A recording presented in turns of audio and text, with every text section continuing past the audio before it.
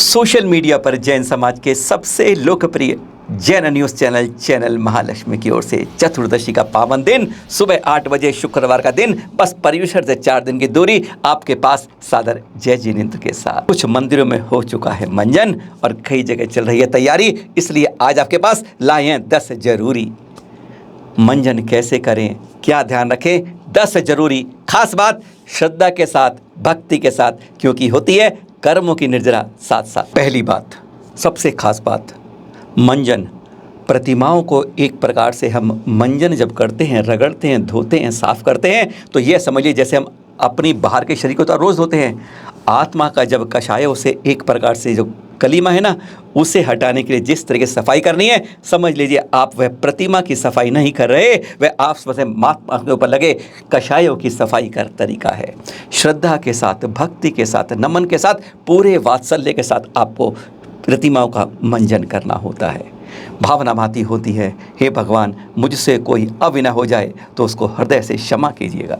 दूसरी बात, मंजन करते समय ध्यान रखिएगा प्रतिमा पर कोई भी नकूली वस्तु का इस्तेमाल ना करें, जो लोहे की हो, इस तरह कोई उपकरण हो जिससे कि सोच रहे हो कि कोने में सफाई करनी है, सावधान रहे। नुकीले उपकरण विशेषकर लोहे आदि धातु के कभी प्रयोग ना करें। प्रतिमाओं को साफ करने के लिए कुछ कपड़े का इस्तेमाल करते हैं, कुछ नारियल के छिलके को रीठे के पानी में गीला करके इस्तेमाल करते हैं, और कुछ खास रहे जब कहीं दाग होते हैं ना, तो उसके लिए खजूर लीजिए, खजूर के आगे के हिस्से को पत्थर पर कूट के जैसे ब्रश होता है ना, ऐसा बना लीजिए, और जो दाग धब्बे दिखते हैं उस खजूर के ब्रश से प्रयोग कीजिए। चौथी बात, खास बात, लौंग के चूरे से अष्ट धातु की प्रतिमाओं को साफ किया जाता है, मंजन किया जाता है। लौंग को सुखा लीजिए, पहले देख लीजिए कोई जीव तो नहीं है। जब लौंग सूख जाती है उसे मिक्सी में पीसकर उसका पाउडर बना लिया जाता है, जिसका मंजन में प्रयोग किया जाता है। पांचवी खास बात, कपड़ा कौन सा प्रयोग करें। वैसे बाजार से अब सूती कपड़ा लाते हैं, इस्तेमाल करते हैं, ध्यान रहे बाजार के सूती कपड़े में 99% मटन टैलो होता है, समझ गए, बाकी बताने की ज़रूरत नहीं है। इसलिए हथकरघा के इस कपड़े का प्रयोग करें प्रतिमा पर मंजन के लिए। और साथ में रीठा जब लाते हैं उसको ध्यान से देख लें, परख लें कि उसमें कोई जीव आदि नहीं होना चाहिए। छठी बात, खास बात, अष्ट धातु की प्रतिमाओं के लिए लौंग का पाउडर बना लिया आपने। अब लौंग के पाउडर में शुद्ध जल मिलाकर उससे प्रतिमा को रगड़िए प्रेम भाव के साथ। कपड़े कूटते हैं ऐसे मत करिएगा, साफ करके करें। पर हाँ ध्यान रहे, जब लौंग के पाउडर से जल के साथ रगड़ लेते ना, उसके बाद स्वच्छ कपड़े से रगड़िए, खूब रगड़िए, जिससे उसमें चमक आ जाती। पर हाँ खास तो यह बात है, उस पर कभी नींबू मत डाल दीजिएगा। अष्ट धातु की प्रतिमा पर ना पीताम्बरी ना नींबू का प्रयोग कतई नहीं, कतई नहीं। सातवीं खास बात, मंजन की कर रहे हैं आपसे बात, अब करते हैं अष्टवत पाषाण की प्रतिमाओं की बात। बहुत ध्यान से रीठे का जो आप रीठे लिए ना, देख लिया आपने कोई जीव नहीं उसमें, उसको फिर शुद्ध जल के अंदर जो स्वच्छ है उसमें उबाल लीजिए, कपड़े में रीठे को रख लीजिए और उससे प्रतिमा को रगड़ कर साफ कीजिए। पाषाण, और प्रतिमाएं अगर छोटी है पाषाण की तो उन्हें आप बड़ी थाली में कवर के साथ में, जिससे वो पानी बाहर नहीं गिरना चाहिए प्रतिमा का, ये ध्यान रहिए आप। और उस तरह से उनको रगड़ कर उसी तरीके से प्रेम पा जाता है।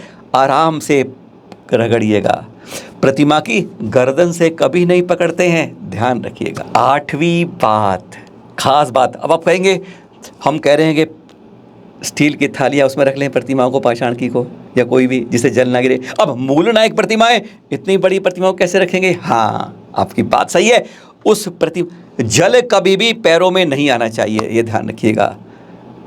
चारों तरफ उस प्रतिमा के कपड़ा रख दीजिए, कोई जल बाहर आ रहा है तो वह प्रतिमा उस कपड़े में सोखता रहे, और फिर उसको वही मुलायम हल्के हाथों से रीठे का जल लेके, रीठा उसमें पानी लेके उससे उसको साफ कीजिए अच्छी तरह से, चारों तरफ से कीजिएगा। कई बार आगे आगे से करते हैं, पीछे से नहीं करते हैं, पर ध्यान रहे आसपास कोई जीव नहीं होना चाहिए। नौवीं बात, पाषाण की प्रतिमा आपने रीठे के जल से साफ करी, उसके बाद साफ शुद्ध जल से प्रतिमा को साफ कर लीजिए।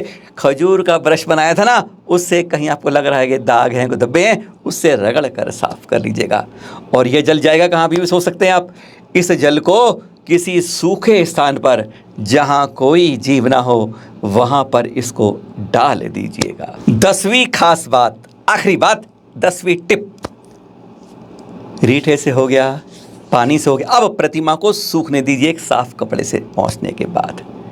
जब प्रतिमा सूख जाए तब गोले से मंजन कीजिए। पर हाँ, एक बात ध्यान रखिए, गोले का चूरा कभी इस्तेमाल मत कीजिएगा। चूरा जब चारों तरफ प्रतिमा गिरता है, जीव चींटियाँ आदि वहाँ पर अपने आप आ जाती हैं, आप कुछ नहीं कर पाएंगे। गोले का चूरा कतई नहीं, और गोले से मंजन करें सूखने के बाद। जाते जाते 11वीं बात कर लें आपसे, क्योंकि सवाल आपके मन में आ सकता है, भाई हमने गोले से किया, अब चींटियाँ आ सकती हैं, वहाँ जीव आ सकता है कोई।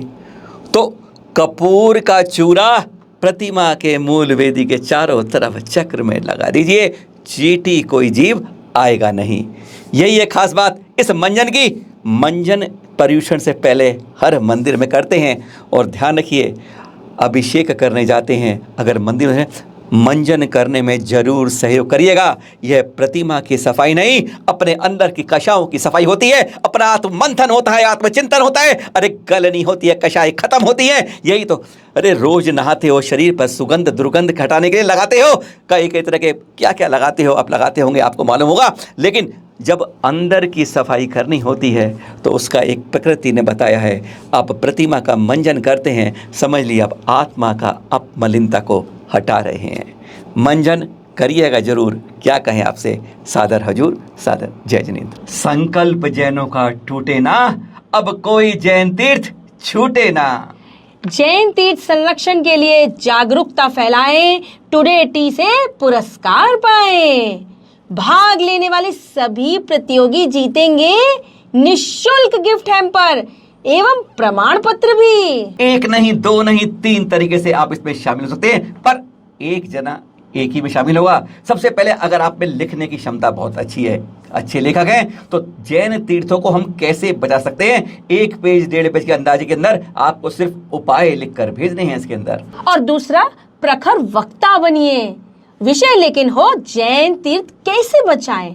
आप अपने विचारों को 2 मिनट 3 मिनट का अपना ऑडियो बनाकर भेजें, जिसमें आपकी नजर में तीर्थों की सुरक्षा कैसे हो सकती है। ध्यान रखें, पर तीसरी बात को ध्यान रखिए, आप सीधा तीर्थ यात्रा के करते हैं। अब बात कैमरा लेकर जाते हैं, मोबाइल आपके पास, क्या करना है, किसी तीर्थ पर जाएं, सिद्ध क्षेत्र, अतिशय क्षेत्र या प्राचीन क्षेत्र पर जाते हैं, वहां के आप चित्र या वीडियो संकलित करिए, खींचिए, क्या कमी है और क्या सुविधाएं हैं, दोनों का समावेश कीजिए। और किस तरह पहुंच सकते हैं, ये नहीं कोई प्राचीन मूर्ति कहीं पड़ी है जहां पर संरक्षण नहीं हो रहा, इस तरह को आपको कैमरे में कैद करके यादगार बनाना है और उसका विवरण लिखे हम सबको भेजना है। यानी 1 2 3 तरीके हैं, और कैसे, पहले आगे देखते हैं। अधिक जानकारी के लिए संपर्क करें अपराजिता जैन को। व्हाट्सएप नंबर है 9717494975।